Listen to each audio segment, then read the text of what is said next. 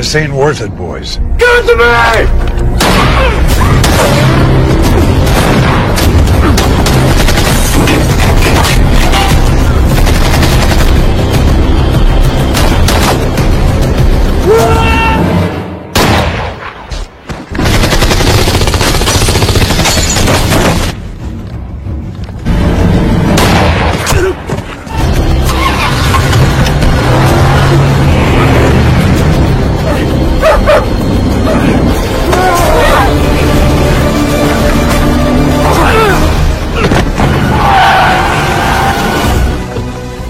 He'll kill us.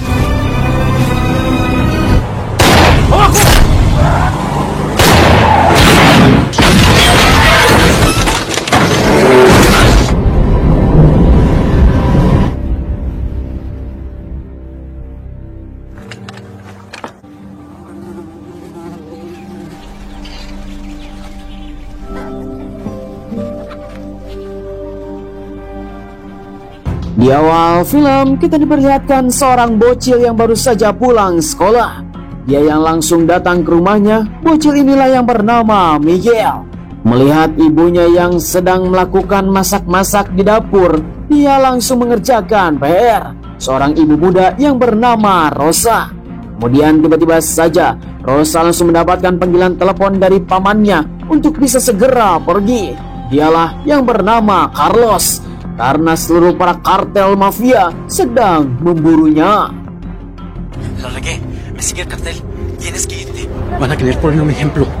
Setelah mendapatkan informasi dari Carlos, akhirnya Rosa pun langsung bersiap-siap untuk pergi dari tempat ini.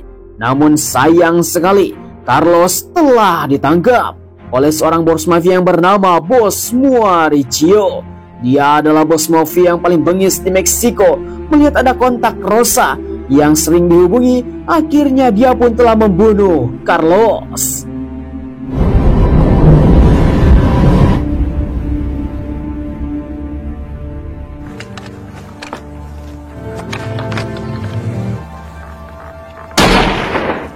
Come on, Jackson.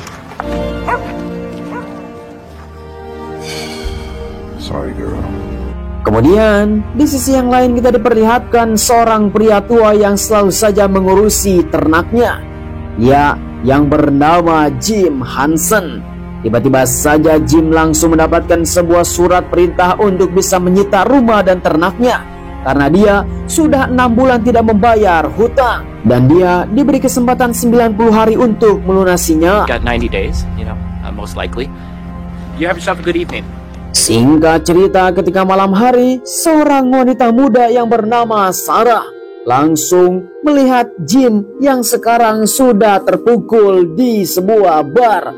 Dia adalah seorang anak tercinta yang selalu saja memberikan sebuah nasihat kepada sang ayahnya.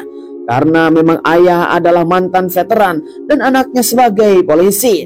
Sehingga Jim langsung mengatakan kepada Sarah bahwa rumahnya akan dilelang dan akan disita oleh bank. Lost my home. I'm the only person who made any of it. What?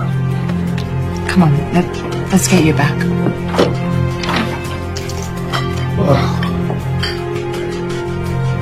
Let's get you to bed. Burst these old bones. Wasn't right, Sarah. Kemudian esok harinya kita akan melihat Rosa dan Miguel yang berada di suatu tempat perbatasan antara Amerika Meksiko yang telah dibawa oleh seorang guide. Namun sayang sekali, pemandu tersebut tidak mau ambil resiko, akhirnya meninggalkan Rosa dan Miguel. Ayúdame, mi amor, búscalo. Jack. Never gonna make it through there like that. Rosa dan Miguel yang sudah diketahui dia telah melangkah ke perbatasan Amerika Meksiko. Dia pun memohon kepada Jim untuk tidak melaporkannya kepada sang berwajib. Akan tetapi Jim yang kenal dengan seluruh para polisi, akhirnya dia pun langsung melaporkannya ada seorang imigran yang ilegal.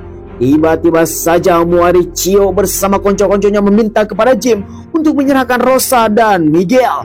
Karena mereka terlihat adalah sebagai kartel, akhirnya Jim pun langsung memperingatkan kepada Mauricio untuk mundur karena dia sudah memohon kepada bantuan.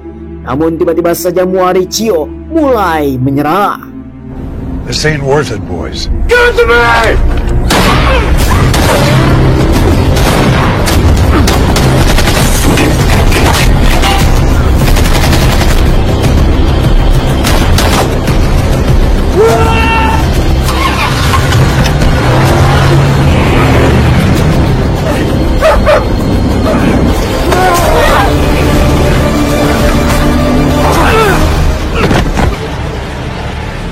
Pepe, tu hermano.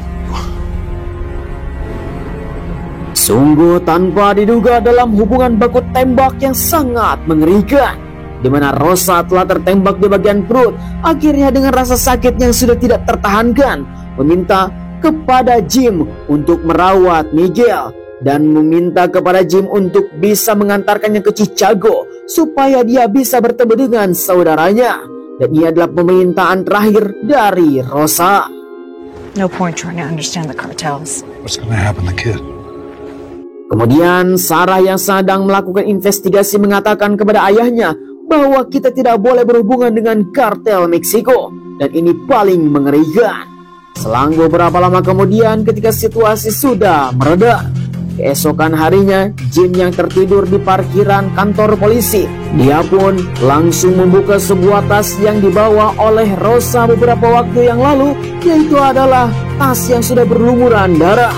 Ternyata tas tersebut berisi uang yang sangat banyak. Melihat hal seperti itu, pastinya Miguel dalam bahaya. Namun tanpa sadar, Mauricio yang telah melihat apa yang dilakukan oleh Jim, dia telah masuk ke kantor polisi.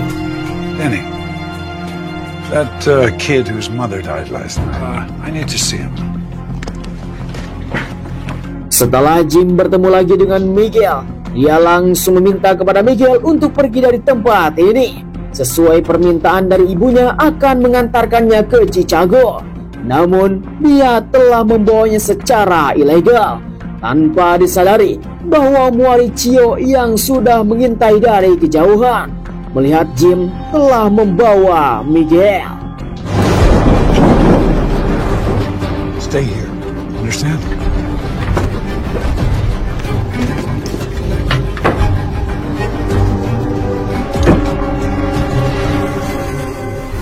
Damn it. Selang beberapa lama kemudian, di mana Mauricio langsung datang ke perbatasan melihat tato kartel, akhirnya seluruh para petugas pun langsung ketar-ketir. Dia yang memberikan paspor dengan foto perempuan, tapi hal seperti itu pun langsung tidak dipermasalahkan karena mereka tahu bahwa Mauricio adalah kartel mengerikan, sehingga langsung diberikannya lolos. The hell you doing? Déjame. They're waiting for you. Comprende? Singkat cerita, ketika Miguel ditemukan, dia pun langsung peringatkan oleh Jim bahwa dia tidak boleh lari sembarangan lagi karena nyawanya dalam bahaya. Sedangkan di sisi yang lain, Mauricio bersama konco-konconya yang sudah berada di rumah kediamannya Jim, dia pun langsung mendobrak pintu. Melihat apa yang ada di dalamnya, langsung mengobrak-ngabrik untuk bisa mengetahui siapakah Jim sebenarnya. Terlihat ada sebuah lencana militer. Ternyata Jim adalah mantan militer yang sudah pensiun. Tanpa basa-basi, Mauricio langsung membakar rumah Jim.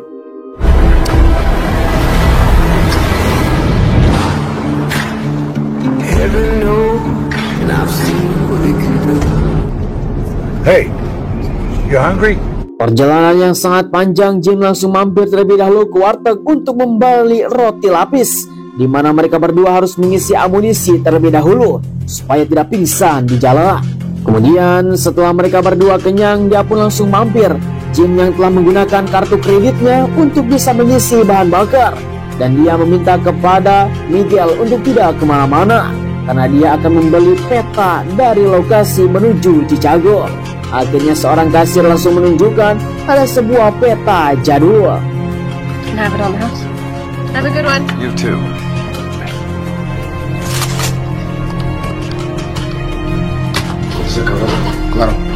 Singkat cerita, Sarah yang sebagai kepolisian pun langsung marah kepada ayahnya karena dia telah membawa Miguel tanpa sepengetahuan dirinya. Pastinya ini adalah sebuah bahaya yang sangat mencengangkan. Apalagi dia mengatakan kepada Jim bahwa rumahnya sudah dibakar. They're not messing around. I'll call you later. Jim! Kemudian, di sisi yang lain kita diperlihatkan Mauricio yang sedang melakukan akses terhadap semua identitas Jim. Dia yang telah diketahui ada berada di suatu tempat karena menggunakan kartu kredit. Namun, Jim yang sekarang sudah melanjutkan perjalanan, akhirnya dia pun tidak berada di tempat tersebut. Dia yang akan menuju Chicago dan akan menyelamatkan Miguel.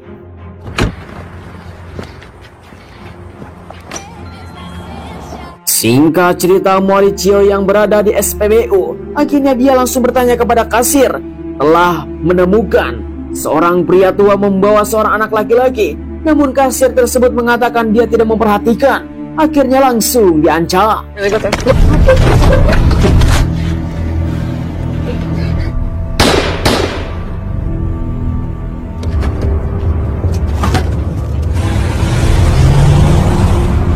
Singkat cerita, ketika di malam hari, Jim dan Miguel yang sedang beristirahat, dia pun langsung mampir untuk mengisi amunisi perut lagi. Di mana mereka pun langsung mengatakan untuk bisa ke Chicago dan Miguel harus tetap menurut supaya dirinya tetap selamat. I need to go. Singkat cerita, keesokan harinya Jim dan Miguel melanjutkan perjalanan. Ketika itu Jim langsung meminta kepada Miguel untuk bisa menandai beberapa jalan untuk menuju Chicago dan dia langsung melingkarinya supaya tidak tersesat. Namun tiba-tiba saja kartu kredit yang digunakan oleh Jim langsung aktif karena dia memasuki sebuah jalan tol dan langsung dihubungi kepada Mauricio untuk menjegalnya. Namun untungnya Miguel dan Jim yang sudah keluar dari jalan tol, dia pun langsung melakukan obrolan yang sangat serius bersama Miguel tentang kartel kenapa mereka telah memburunya. Namun tiba-tiba saja polisi langsung datang.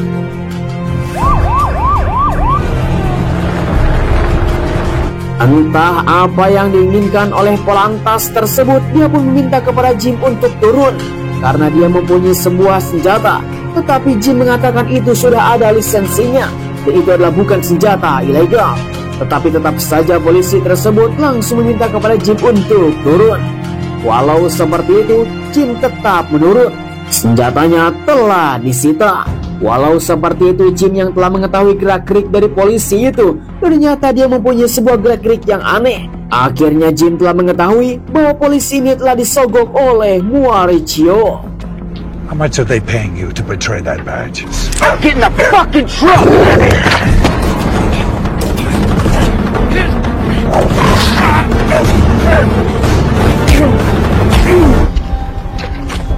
Kemudian Jim yang telah menghajar polisi itu sampai pingsan, dia pun langsung bergegas untuk pergi dari tempat ini.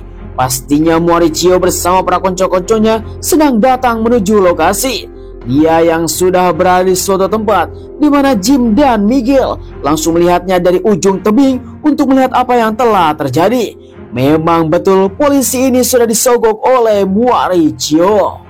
Don't look.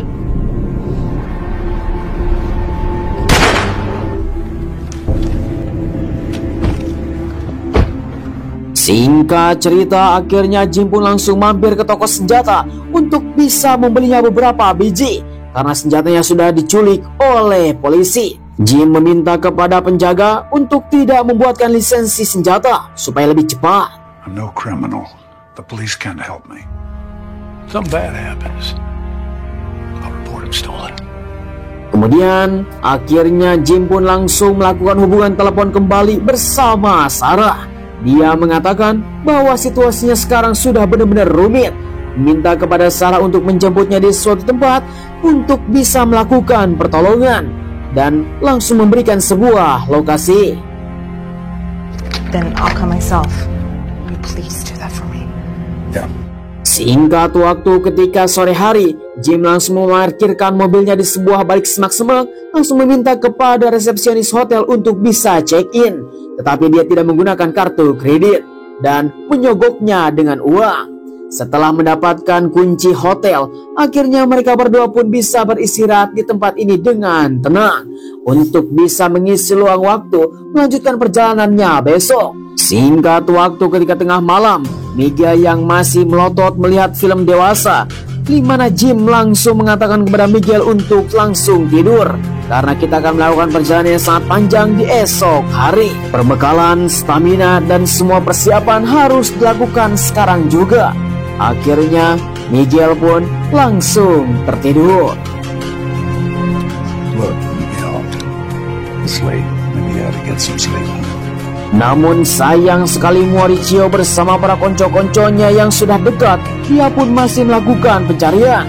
Ketika Jim keluar rumah, tiba-tiba saja di resepsionis dia melihat Mauricio bersama konco-konconya yang sudah di sini. Akhirnya Jim langsung menutup pintu, meminta kepada Miguel untuk bersiap-siap. Ketika itu juga dia langsung menelepon polisi. Tanpa basa-basi, mereka langsung menyerah.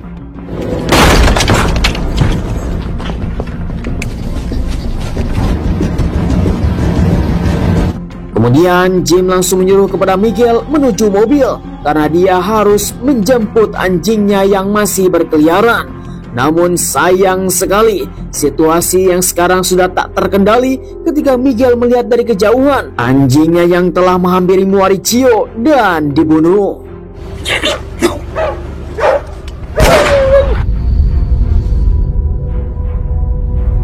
Kemudian keesokan harinya Jim yang sangat menyesal mengantarkan Miguel ke tempat ini. Akhirnya mereka berdua pun langsung adu cekcok, di mana Miguel langsung pergi. I know about the money. Get in the truck. Miguel! Miguel! Selang beberapa lama kemudian ketika Miguel melarikan diri, tiba-tiba saja dia yang sudah terluntang-lantung di samping jalan meminta kepada Miguel untuk bisa masuk kembali ke dalam truk supaya dia bisa melakukan hal tersebut dengan aman dan nyaman menuju Chicago. Akhirnya Miguel pun langsung menaiki truk tersebut untuk bisa mendapatkan perjalanan yang sangat panjang kembali bersama Jim. Selang beberapa lama kemudian, akhirnya Jim langsung melakukan hubungan telepon kembali bersama Sarah. Dia meminta maaf apa yang telah terjadi dan Jim pastinya dia tidak akan pernah selamat dari insiden ini karena sudah mengacau terlalu jauh. Meminta kepada Sarah untuk bisa membackup semuanya, sehingga inilah pertemuan terakhir antara Jim dan Sarah. We're heading to Chicago. Give me a few hours if you can. See you around, sir. Di sisi lain kita diperlihatkan Mauricio bersama konco-konconya yang telah mendapatkan peta yang telah ditandai oleh Jim. Ternyata mereka langsung mengetahui dia akan menuju Chicago. Tanpa basa-basi, Mauricio bersama konco-konconya pun langsung menjagal di sebuah tempat bersama anggotanya untuk bisa melakukan peringkusan. Miguel, come here. Wanna try? Kemudian di sisi yang lain ketika mereka berdua sedang beristirahat untuk bisa mengisi amunisi perut dan amunisi senjata, Miguel langsung diajarkan bagaimana cara memegang senjata dan menembaknya. You're natural. Singkat cerita, ketika di malam hari, Jim langsung meminta maaf kepada Miguel tentang semua yang telah terjadi. Bahwa Jim yang kondisinya sedang sekarat dalam keuangan. Melihat satu kantong di dalam tas penuh uang, dia pun langsung mengembalikan kepada Miguel. Tapi Miguel mengatakan dia tidak butuh uang. Akhirnya mereka membuat sebuah keputusan membakar uang tersebut. Ready? Singkat cerita, Jim dan Miguel melanjutkan perjalanan menuju Chicago. Mereka semua pun langsung diuntit oleh seluruh anak buahnya Mauricio. Dan diduga mereka telah berada di suatu tempat. Akhirnya Mauricio pun langsung dihubungi untuk bisa melakukan penjagalan. Tengah-tengah jalan yang sangat sepi, mereka berdua langsung dibegal. Mira! Ahí están!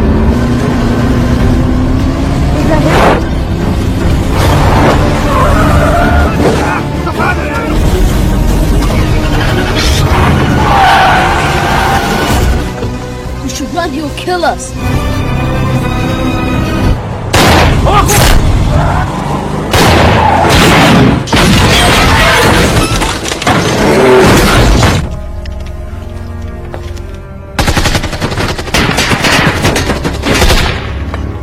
Sungguh tanpa diduga, situasi pun menjadi terjepit, di mana Jim dan Miguel telah diserang oleh para Mauricio, di mana mereka harus bisa bersembunyi di suatu tempat karena Mauricio bersama konco-konconya tidak mati dalam insiden kecelakaan. Tanpa basa-basi, Jim langsung menembaknya dari kejauhan.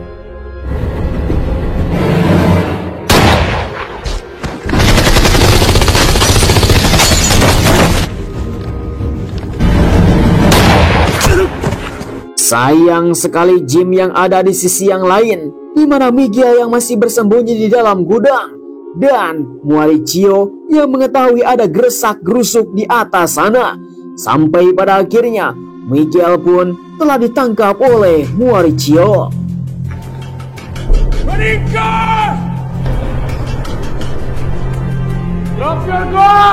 Sungguh sial sekali, di mana Miguel yang sudah menjadi sandera dan Jim harus bisa meletakkan senjatanya. Kalau tidak, Miguel akan dibunuh. Akan tetapi, Miguel yang terus saja dipaksa untuk memegang senjata oleh Mauricio.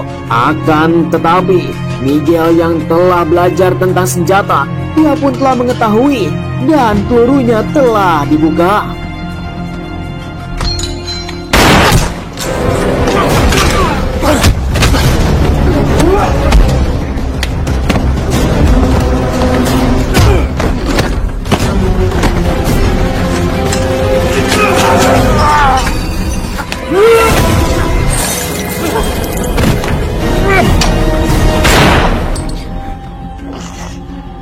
Walk away.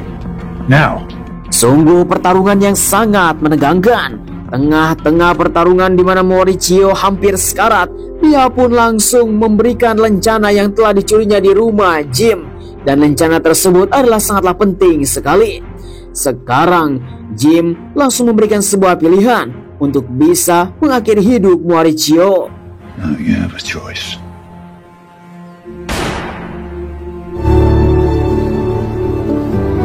Singkat cerita, akhirnya Jim dan Megan sudah berada di Chicago akan menuju sebuah alamat rumah saudara ibunya, di mana ini sudah berada di depan mata, di mana Jim langsung memberikan sebuah lencana militernya. Karena Miguel pernah mengatakan kepada Jim dia ingin menjadi seorang veteran. Disinilah mereka berdua langsung berpisah. Ketika Miguel mengetuk pintu, Jim langsung menghilang. Adiós, que estás bien, Megan. Megan. Kemudian di sisi yang lain, Jim yang telah pulang menggunakan angkutan umum. Dia yang sudah terengkeh-engkeh karena sudah mengalami sebuah pertarungan yang sangat berat. Bahkan dirinya sudah terluka parah. Dan dia telah mengakhiri hidupnya di tempat ini.